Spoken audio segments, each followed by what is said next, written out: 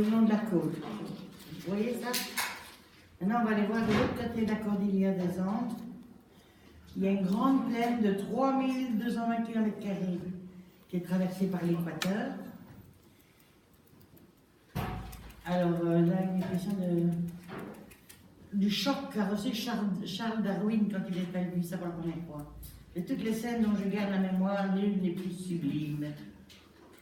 Quand vous entendez le mot sublime, ça nous donne quoi comme mot directement associé?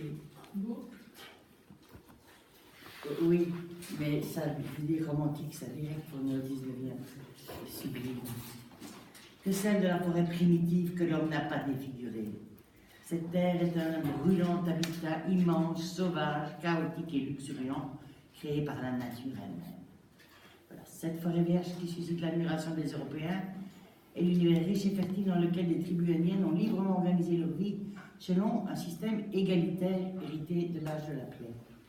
Voilà. Donc encore une confirmation que les modèles d'égalité qu'on a croisés, on les retrouve dans des petites unités. En général, dans les temps anciens, le modèle était plutôt le modèle égalitaire que le modèle hiérarchique. Quand vous entendez les idiots qui disent « Ah oui, mais tout le temps, ça a toujours été comme ça, il y a toujours eu un chef et tout ça », c'est des bêtises. Ce n'est pas le seul modèle unique, au contraire. Il n'y a rien de plus agréable que d'être traité d'égal à égal dans un boulot ou dans un... Ah. Merci aussi.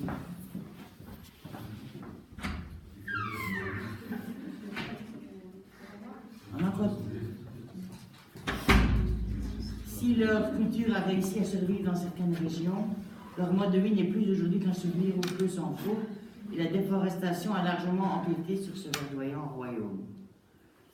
À travers cette forêt pluviale la plus vaste du globe, le fleuve Amazon déploie ses méandres sinueux et boueux qu'alimentent d'immenses affluents tels l'Orénoque.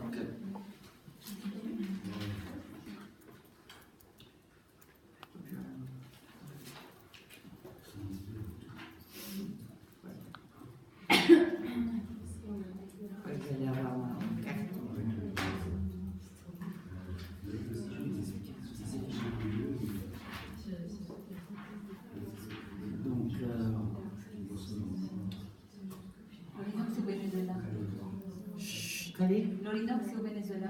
Oui, je ne le vois pas, ils n'ont pas écrit. Si, au-dessus. Ah, Orinoco, ah, comme ça. Ah, Orinoco, ils mettent. Sinon on dit Orinoco. Des millénaires durant, les plaines inondables qui bornent ce gigantesque labyrinthe hydrographique ont offert des ressources fertiles aux populations indigènes. Rares sont les campements humains établis entre les rivières. Il y a 12 à 6 000 ans, les Indiens ont vécu de la chasse et de la cueillette avant de se sédentariser le long des principaux cours d'eau et de donner naissance à l'une des toutes premières céramiques du Nouveau Monde. Vers 400 de notre ère, alors que les plaines sont désormais occupées par des populations denses, émergent quelques sociétés complexes.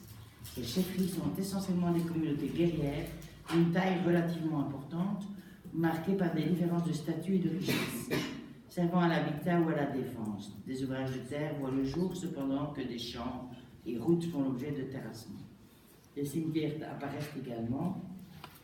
Dans une région située au bord ou à proximité de la partie intérieure de l'Amazone, les Indiens ensevellissent leurs morts dans de grandes urnes funéraires caractéristiques de la poterie colorée amazonienne. C'est celle-là que j'avais là-bas. Vous voyez? C'est à Marajo, vaste île située à l'embouchure du fleuve, que naît la première culture à tumulus. Un tumulus, c'est une petite montagne de terre comme ça, dont la céramique polychrome incisée continue à exercer une influence jusqu'à aujourd'hui. Au XVIe siècle, les Européens, devinez quoi, détruisent les dernières chefferies, fondées sur un système proche de celui des Marajoara. Extrêmement varié et comportant de nombreuses figures féminines, l'iconographie des Marajoara a parfois fait l'objet d'interprétations de type chamanique. Bien que la fonction du chaman soit aujourd'hui assumée par les hommes et que la plupart des rituels excluent les femmes, il est possible que l'art des Marajoara ait été produit par des communautés à l'intérieur desquelles les femmes vivaient seules. Mythes auxquels les Espagnols ont d'ailleurs largement contribué. En 1542, l'explorateur Francisco de Orellana quitte les montagnes équatoriennes pour rejoindre l'Atlantique. Il est le premier à traverser l'Amazonie. Alors qu'il descend le fleuve, racontera-t-il plus tard, ces hommes sont attaqués par de féroces guerriers qui lui rappellent les Amazones de la mythologie grecque. Donc les Amazones de la mythologie grecque, c'était des femmes guerrières qui se coupaient un sein pour mieux pouvoir tendre leur arc.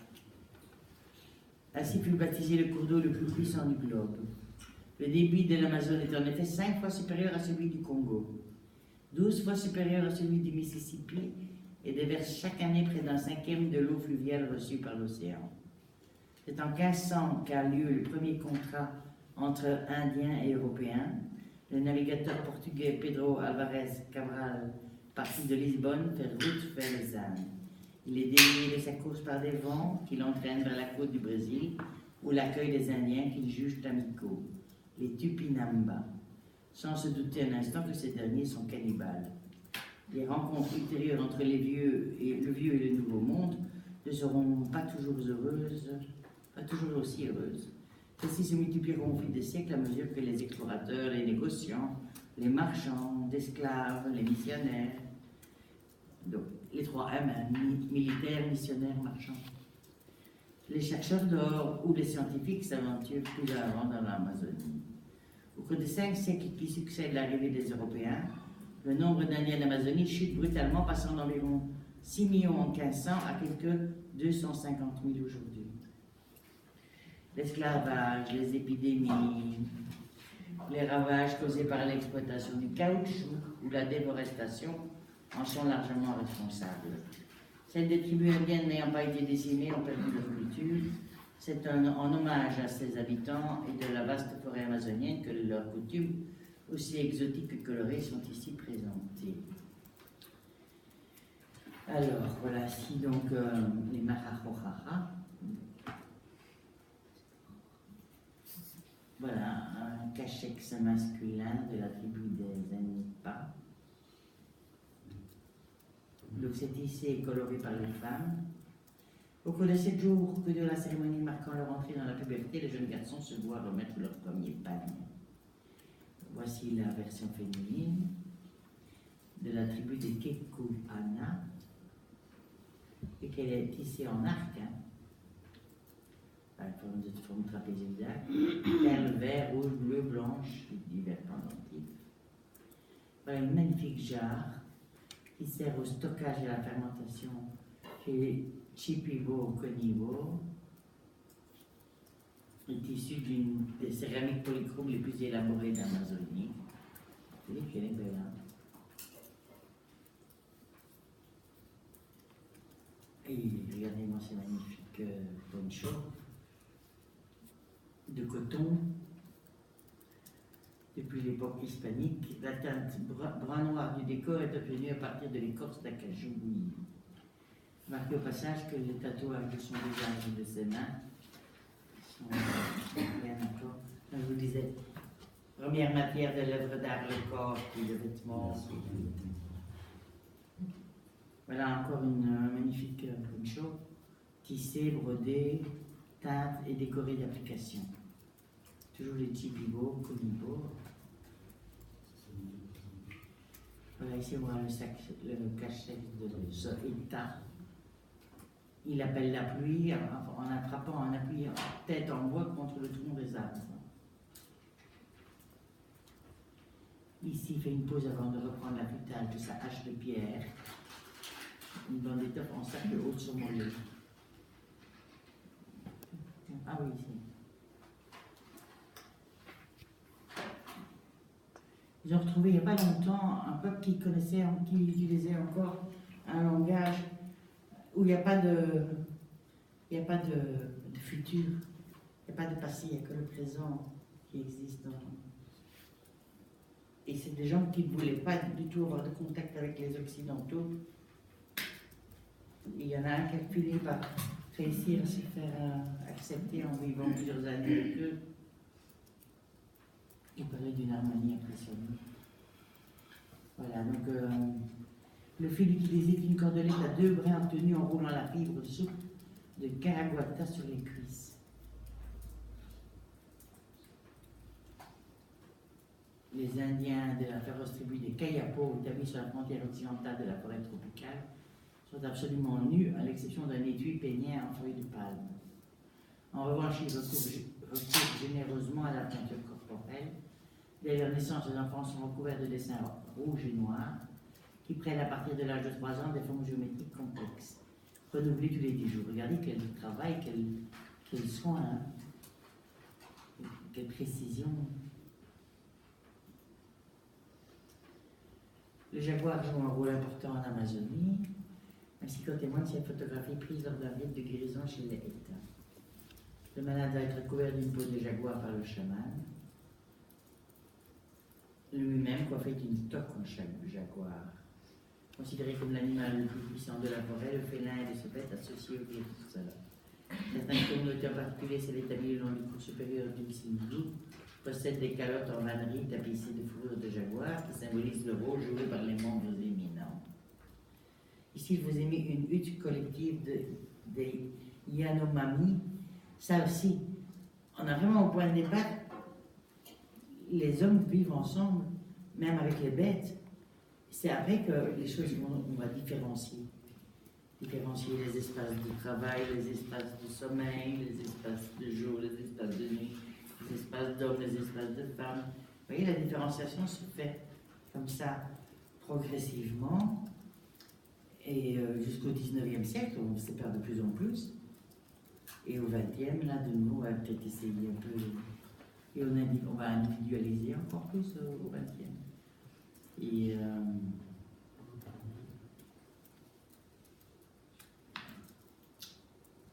voilà, ici, une jeune Amawaka, ornée de peintures faciales noires, apparemment une calotte en écorce de bambou, fendue et rabotée.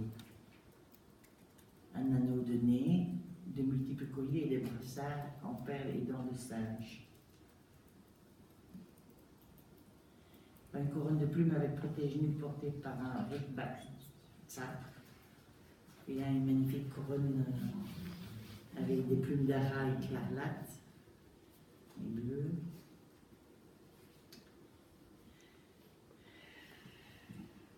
Il y a certaines plumes qui sont tirées de la poitrine d'un aigle, la harpie, et comme la graisse joue encore son rôle. Alors, ce sont des jeunes Kayapo ornés de coiffes en forme de U. Lors d'une cérémonie célébrant l'automne, la fête porte un rituel d'inversion des rôles. Les femmes et les jeunes filles ont le droit d'abroger des parures dorsales sophistiquées des hommes et d'occuper la hutte habituellement réservée à ces derniers. Puissant avertissement des danseurs affublés de masques coniques représentant des fourmiliers sortent de la forêt pour gagner le village, annonçant ainsi le rétablissement de l'ordre social normal. On a presque toujours dans les sociétés. Chez nous, c'est quoi la fête qui est prévue pour ça? Halloween. Cérémonie célébrant Oui, bien sûr, le carnaval. Bah oui, c'est pas la même saison. Ah, mais c'est pas une question de saison, c'est une question. C'est une fête où on te permet de faire toutes les choses qui sont normalement obligatoires. Au carnaval, on se déguise, on se moque de l'autorité, on fait des choses qui sont normalement pas permises. Et aussi, c'est le jour du Mardi Gras, c'est le jour où on peut manger avant les 40 jours de carême qui suivent, théoriquement. Je vous ai mis Claude Lévi-Strauss parce que c'est lui qui a découvert un peu les Kayako et tout ça. C'est un grand anthropologue caractéristique pour le 20e. Quand je vous disais au 19e siècle, au 15e siècle, quand la rencontre s'est faite entre les Blancs et les autres peuples, ça s'est passé d'une manière épouvantable. Hein. Et au 19e, on a envie de dire la colonisation, c'était pas terrible non plus. Sauf que quand même, là, il y a une grande différence, je trouve, entre ces deux rencontres, c'est que celle du 19e, le chemin était en route au 19e vers l'égalité, que ce soit pour nos populations, les pauvres occidentaux, que pour les autres, grâce notamment aux anthropologues, par exemple, les autres peuples, on va commencer à s'intéresser à tiens, comment est-ce qu'ils mangent ici, comment est-ce qu'ils mangent là-bas, et non plus de dire simplement ils ne mangent pas comme nous, ce sont des barbares. Et ça, c'est la différence, c'est que cette rencontre-ci, elle allait travailler vers la rencontre des autres peuples Et puis vers le fait de se rendre compte qu'il n'y a qu'un seul peuple, au fond, les êtres humains. Il est mort seulement en 2009. Il est mort en 2009, il était très vieux, il avait presque 100 ans. Il avait 101 ans. 101 ans, c'est ça.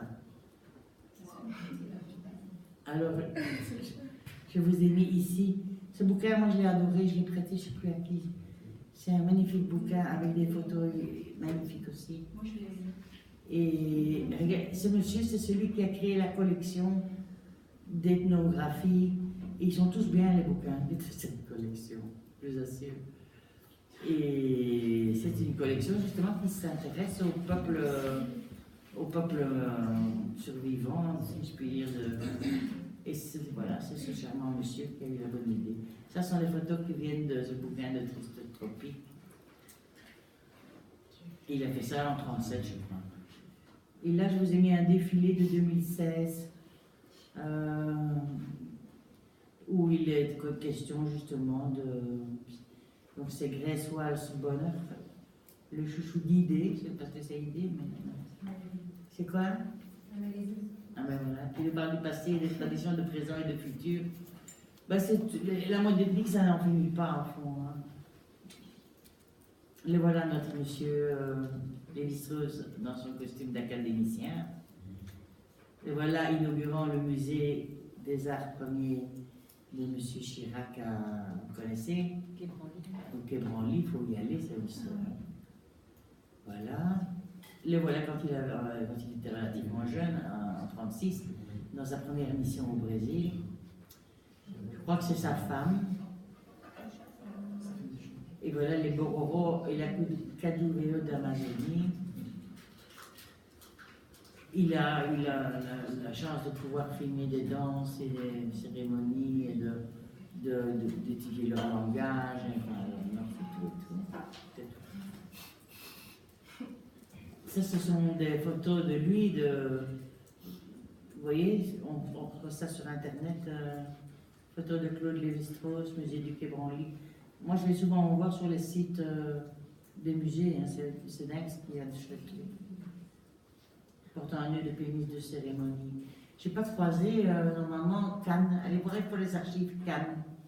C'est un photographe du début du siècle qui avait décidé de faire le relevé de tous les peuples du monde et de leurs vêtements et tout ça. Et il envoyait des reporters un peu partout. Et donc, il y a des anciennes photos de. Je ne sais plus quelle année, moi. Qui s'appelait Cannes. Et je ne sais pas, vous cherchez photographe Cannes. K-A-H-N, je ne sais pas. Je ne sais plus. Voilà les Indiens Bororo avec toujours le parole. Je vous ai dit, on protège les entrées. C'est comme pour l'Afrique, hein. On protège les entrées, le nez, la bouche, les oreilles. On les protège comment? Avec des bijoux qui sont des talismans, des protecteurs. Et toutes les autres entrées aussi, d'ailleurs. Voilà, ça y est, elle avait un magnifique tatouage, mais ça ne donne pas en agrandissement. Regardez ici. Les tatouages Caduveo. Pas éloigné des urnes funéraires qu'on a vues tout à l'heure. Hein. Ben, c'est plus dentelle ici. Hein.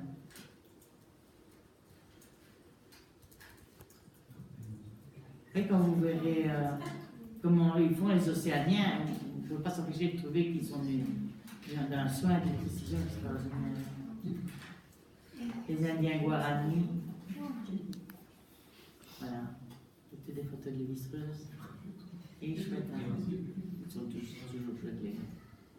La nudité des habitants semble protégée par le velours herbu des parois et la frange des palmes. Ils se glissent hors de leur demeure comme ils se dévêtiraient de géants peignoirs d'autruche. J'ai trouvé ça rigolo avec mon histoire. Première peau, deuxième peau. Ben voilà. Effectivement, on peut dire ça. Et ça, c'est cette histoire du panier, le conte du panier. Je vous ai déjà raconté ça, j'ai peur de regarder, je vous ai raconté ça. Avec le défaut. Ouais. Avec le défaut inclus dedans. Et donc, ce que je trouve faux, c'est que il est ils sont retournés 50 ans après et que le mythe a changé. Parce qu'un mythe, c'est vivant, vous voyez. Ça impose un rituel, ça impose des gestes. C'est la différence à la limite avec un conte ou une histoire. Voilà un mannequin qui représente un indien de la tribu des Rikbaksa, victime d'un cache en libéré, orné de parures cérémonielles en plumes. Ainsi que de collier de perles et de dents, il joue une flûte de pan fabriquée en cuir de plumes d'aigle. Voilà, il transporte son bébé et son panier transporte tout. La hache métallique est une acquisition récente. Ben oui, enfin, ils sont plus vrais, les pauvres. Baudrier d'une indienne de la tribu des Kampas, servant, transpose des bébés et décoré de fils de tramontin. C'est joli les fils de tramontin là, hein? Avec des bandeloques d'os ciselés, présentant chacun un motif unique. Ici, des parures en forme d'ailes, provenant de la tribu des Mashko à Marakaeri.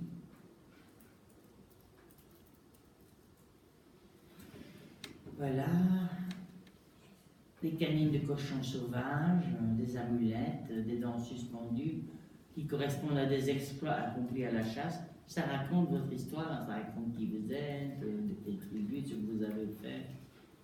Les gens se promènent avec leur diplôme là. Les magnifiques plumes bleues et les peines noires de l'oiseau-mouche ont servi à la confection de la pièce centrale. Parure d'oreilles, avec des, vous voyez, des élytres de scarabée, de prolonge verte, avec des plumes de tout camp. Vous avez déjà les oreilles percées? Ils se perçaient déjà les oreilles? Ah oui, le nez, la bouche, les oreilles, pas peur de faire un petit trou. Voilà, un labret, ça se met dans la bouche comme ça. Et d'un fragment de résine qui perce la lèvre inférieure. Le collier comprend une baguette semi-flexible à laquelle sont accrochés des ongles. Ces ornements d'oreilles ont été fabriqués à partir de peaux d'oiseaux non déplumés.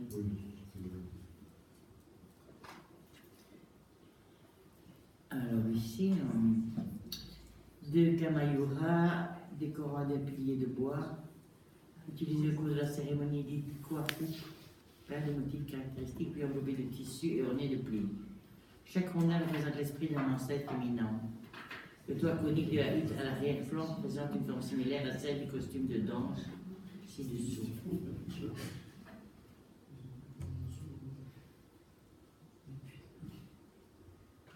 Ça, je ne le suis pas, sur les similarités entre le toit et le... Faut qu'on m'explique. Ah, peut-être le petit sommet du toit. Le costume de danse, ah ben oui, effectivement, ça fait penser à la hutte. On présente une ligne en fibre de plantes superposée d'une parure plumée. L'ensemble incarne l'esprit du lac lors des rites de guérison. Un costume de danse ticuna en bois, plein de motifs de poissons.